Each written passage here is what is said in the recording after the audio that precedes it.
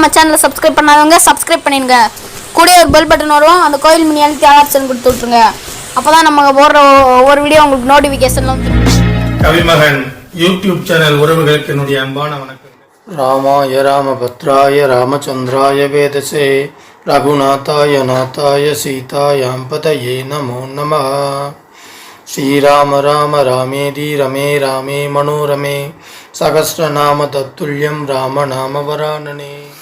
இன்றைய சிந்தனையில் சர்க்கம் 96 இலக்குவன் சீற்றம். மிதிலை மன்னரின் புதல்வியான சீதைக்கு மலையைச் சுற்றி ஓடும் மந்தாகினியின் அழகை காட்டிய பின்னர் மலைச்சாரலில் உட்கார்ந்து உண்பதற்கான பொருட்களை கொடுத்து உற்சாகப்படுத்தி கொண்டு அமர்ந்திருந்தார். தர்மாத்மாவான ராமன், இந்த பண்டம் பரிசுத்தமானது, இது சுவையாக இருக்கிறது, இது அக்னியில் நன்றாக காய்ச்சப்பட்டிருக்கிறது என்றெல்லாம் சீதையுடன் பேசிக்கொண்டு உட்கார்ந்திருந்தார். இவ்வாறாக அவர்கள் அளவலாவிக் கொண்டிருந்தபோது பரதனுடன் வந்து கொண்டிருந்த மாபெரும் படைகளால் எழுப்பப்பட்ட பேரொளியும் அடர்த்தியான தூசியும் ஆகாயத்தை அளவலாவி கிளம்பின. இதனிடையில் மதம் கொண்ட யானை கூட்டங்களின் தலைமை யானைகள் தத்தம் கூட்டங்களோடு படைகளின் பெரும் கூச்சலால் அச்சம் கொண்டு நாலா பக்கங்களிலும் சிதறி ஓடின. ராமன் அந்த படை வீரர்களின் நடமாட்டத்தால் எழுந்த பேரொளியை கேட்டார். யானை கூட்டங்கள் எல்லாம் அச்சம் கொண்டு சிதறி தரிகெட்டு ஓடுவதையும் பார்த்தார். சிதறி ஓடிக்கொண்டிருக்கும் அவைகளை பார்த்தும் பயங்கரமான சப்தத்தை கேட்டும் வியப்படைந்த ராமன் கொழுந்துவிட்டெறியும் அக்னி போன்ற பேராற்றல் உடையவனும் சுமித்திரையின் புதல்வனுமான லக்குவனை பார்த்து பின்வருமாறு கூறினார். தம்பி லக்ஷ்மணா, உன்னை போன்ற நல்ல மகனை பெற்ற சுமித்திரை போற்றற்குரியவள். பூமியே அசைவது போன்ற கம்பீரமான பெரும் சப்தம் கேட்கப்படுகிறது இல்லையா? ஏன் இப்படி என்று பார். புனிதமான இந்த பெரும் காட்டில் யானை கூட்டங்களும் எருமைகளும் மான்களும் சிங்கங்களால் திடீரென்று துரத்தப்பட்டு மருட்சியடைந்து எல்லா பக்கங்களிலும் ஓட்டமாக ஓடுகின்றன. ஓர் அரசனோ அல்லது அரசன் போன்ற நாட்டுத் தலைவனோ துஷ்ட மிருகங்களை வேட்டையாட வந்திருக்கிறானா அல்லது வேறு ஏதேனும் காரணம் உண்டா என்று தெரிந்து கொண்டு வா. பறவைகள் பறந்து செல்வதற்கு கூட இயலாத இந்த கானகத்தில் குரூர பிராணிகள் வர முடியாது. சரியான பாதை இல்லாததால் மக்களும் வர முடியாது என்றிருக்கும்போது விலங்குகள் ஓடுவதற்கும் பெரும் சத்தம் எழுவதற்கும் உண்மையான காரணம் என்ன என்பதை உடனே நீ அறிந்து வருவாயாக.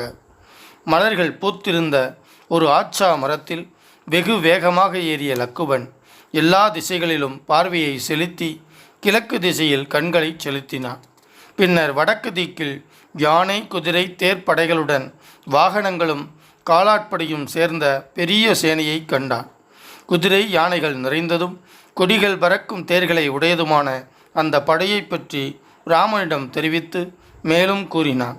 அண்ணா, நெருப்பை அணைத்து விடுங்கள். நெருப்பு இருந்தால் புகை கிளம்பும். புகையை கண்டதும் நேராக இங்கே வந்துவிடுவது எளிது.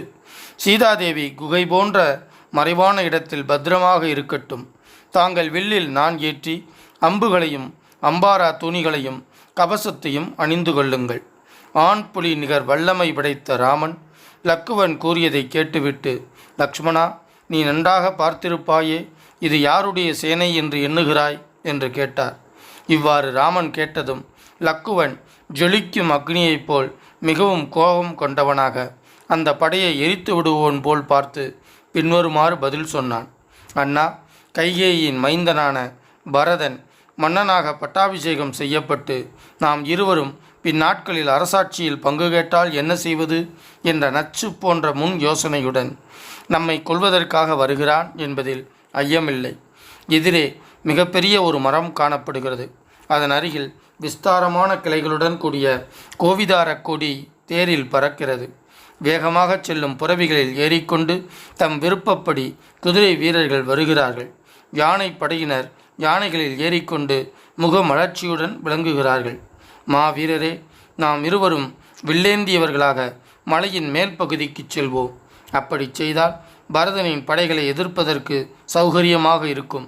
அல்லது ஆயுதங்கள் தாங்கியவர்களாக இவ்விடத்திலேயே இருப்போம். ராகவனே, தங்களுக்கும் சீதா பிராட்டிக்கும் எனக்கும் எந்த பரதன் காரணமாக மிகப்பெரிய துக்கம் ஏற்பட்டிருக்கிறதோ, எவன் காரணமாக தாங்கள் அரசுரிமையிலிருந்து நிரந்தரமாக நீக்கப்பட்டீர்களோ அப்படிப்பட்ட பரதன் மன்னரின் கோவிதார கொடியுடன் வந்திருக்கிறானே. போரில் அவனை வென்று அரச சின்னமான கோவிதார கொடி நம் வசப்படுமா? வீரரே, ராகவனே, எதிரியான இந்த பரதன் இதோ நம் எதிரே வந்திருக்கிறான். அவன் என்னால் கொல்லத்தக்கவன். பரதனை கொல்வதில் நான் எந்த ஒரு குற்றத்தையும் காணவில்லை. ராமச்சந்திரா, அவனை கொல்வது பாவம் ஆகாதா என்றால், பரதன்தான் முதலில் அபகாரம் செய்தவன், தர்மத்தை கைவிட்டவன். எனவே அவனை கொல்வது என்பது அதர்மம் ஆகாது. இவன் கொல்லப்பட்டதும் பூமண்டலம் முழுவதையும் தாங்கள் ஆள்வீர்கள். அரசாள்வதற்கு பேராசைப்பட்ட கைகேயி யானையால் முறிக்கப்பட்ட மரம் போல போரில் என்னால் கொல்லப்படும் புத்திரனை பார்த்து மிகவும் துக்கப்படுவாள். பரிவார ஜனங்கள் உறவினர்களோடு கைகேயையும் கொல்லப்போகிறேன். அவள் கொல்லப்பட்ட பின் இந்த உலகம் பெரும் பாவத்திலிருந்து விடுபட்டதாகும். பெருந்தகையீர் தங்கள் பேச்சை கேட்டு அடக்கி வைத்திருந்த கோபத்தையும் அவமரியாதையையும் உலர்ந்த சருகு குவியலை நெருப்பு பொசுக்கி விடுவதைப் போல எதிரிப்படைகளின் மேல் செலுத்தப் போகிறேன். என்னுடைய கூரிய பானங்களால் எதிரிகளின் உடல்களை வெட்டி தள்ளி சித்திரக்கூட மலையின் இந்த காட்டை இரத்தப்பெருக்குடையதாகச் செய்வேன். பானங்களால் மார்பு பிளக்கப்பட்ட யானை குதிரைகளையும் என்னால் கொல்லப்பட்ட மனிதர்களையும் நரி முதலான கொடூர விலங்குகள் எடுத்துச் செல்லட்டும். நடைபெறப்போகும் பெரும் போரில் படை வீரர்களோடு பரதனை கொன்று என்னுடைய அம்புகளுக்கும் வில்லுக்கும் பட்டிருக்கும் கடனை தீர்த்து விட்டவனாக ஆவேன் என்பதில் ஐயமில்லை. வெகு காலமாக போர் செய்யாததால் வில் அம்புகளுக்குத்தான் கடன்பட்டிருப்பதாக லக்ஷ்மணனின் வீரத்தனமான உரை.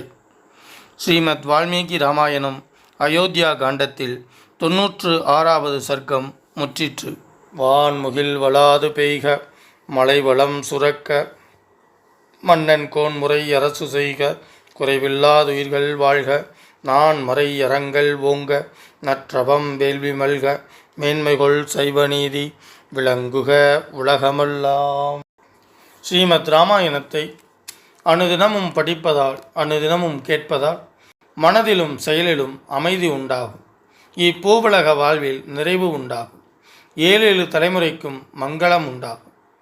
ஸ்ரீமத் ராமாயணத்தை அனுதினமும் ஸ்ரத்தாபக்தியோடு இடைவிடாது சிந்திப்பவர்கள் பூரண சுகம் உடையவராக நோயற்ற தேகத்தோடு நன்மையையே அனுபவிப்பர். இறைவனின் அருளால் சிறு துன்பங்கள் கூட இல்லாமல் இன்பமுடையவராக வாழ்வர். மேலும் ஆயுள் விருத்தி அடைவார்கள். தன லாபம் பெறுவார்கள். பிரிந்த குடும்பம், பிரிந்த உறவுகள் ஒன்று சேரும். அவர்கள் இல்லங்களில் சுப காரியங்கள் நிகழும். அவர்கள் இல்லத்தில் தானிய விருத்தி அடையும். பில்லி சூன்யம் வேரோடு அழியும். தீரா கடன் தீரும். உறவுகள் பலப்படும். புதிய புதிய முயற்சிகளில் வெற்றி பெறுவர்.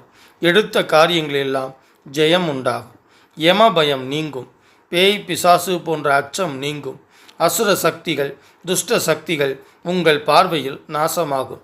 எதிரிகள் மற்றும் பகைவர்கள் தெரித்து ஓடுவார்கள். எங்கெல்லாம் ராமாயண சப்தம் ஒலிக்கின்றதோ, எங்கெல்லாம் ஸ்ரீமத் ராமாயண சப்தம் ஒலிக்கின்றதோ அங்கெல்லாம் மேகங்கள் உரிய காலத்தில் மழையை பொழியும். பூமி அதிக விளைச்சல் கண்டு செழித்து வளரும்.